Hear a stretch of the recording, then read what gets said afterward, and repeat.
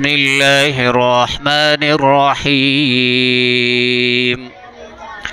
وإن خفتم شقاق بينهما فابعثوا حكما من أهله وحكما من أهلها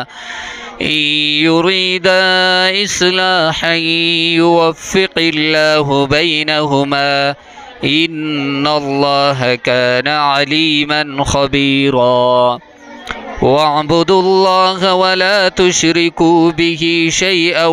وبالوالدين إحسانا وبذي القربى واليتامى والمساكين والجار ذي القربى والجار الجنب والصاحب بالجنب وابن السبيل وما ملكت أيمانكم إن الله لا يحب من كان مختالا فخورا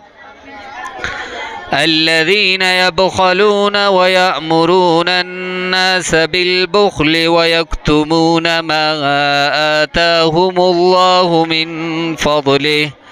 وأعتدنا للكافرين عذابا مهينا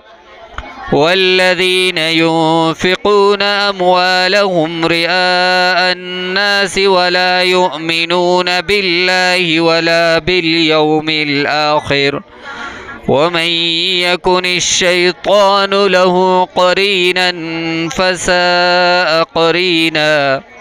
وماذا عليهم لو آمنوا بالله واليوم الآخر وأنفقوا مما رزقهم الله